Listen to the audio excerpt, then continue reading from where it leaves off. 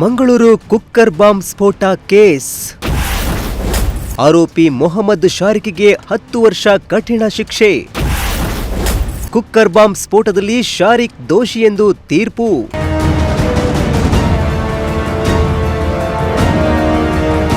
ಮಂಗಳೂರು ನಗರದಲ್ಲಿ ನಡೆದಿದ್ದ cooker bomb ಸ್ಫೋಟ ಪ್ರಕರಣ ಸಂಬಂಧ ಆರೋಪಿಯನ್ನ ದೋಷಿ ಎಂದು ಘೋಷಿಸಿ ಶಿಕ್ಷೆ ಪ್ರಕಟಿಸಿದೆ. ಹೌದು, ಕುಕ್ಕರ್ ಬಾಂಬ್ ಸ್ಫೋಟ ಪ್ರಕರಣದ ಪ್ರಮುಖ ಆರೋಪಿಯಾಗಿರೋ ಮೊಹಮ್ಮದ್ ಶಾರಿಕ್ನನ್ನ ದೋಷಿ ಎಂದು ಎನ್ಐಎ ವಿಶೇಷ ನ್ಯಾಯಾಲಯ ತೀರ್ಪು ನೀಡಿದ್ದು, ಶಾರಿಕ್ಗೆ ಸುಮಾರು 10 ವರ್ಷಗಳ ಕಾಲ ಶಿಕ್ಷೆ ವಿಧಿಸಿ ಮಹತ್ವದ ತೀರ್ಪನ್ನ ನೀಡಲಾಗಿದೆ. ಕಳೆದ 2022ರ ನವೆಂಬರ್ 19ರಂದು ಮಂಗಳೂರಿನ ಕಂಕನಾಡಿ ಬಳಿ auto ರಿಕ್ಷಾದಲ್ಲಿ cooker bomb ಸ್ಫೋಟಗೊಂಡಿತ್ತು.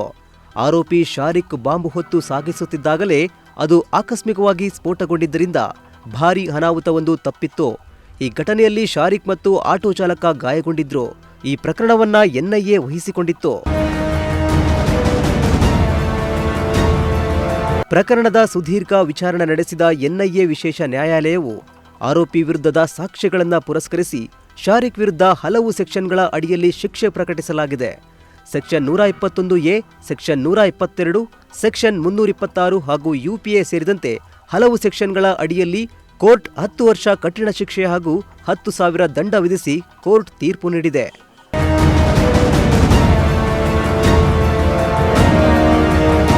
Bureau report, Prajashakti TV, Bengaluru.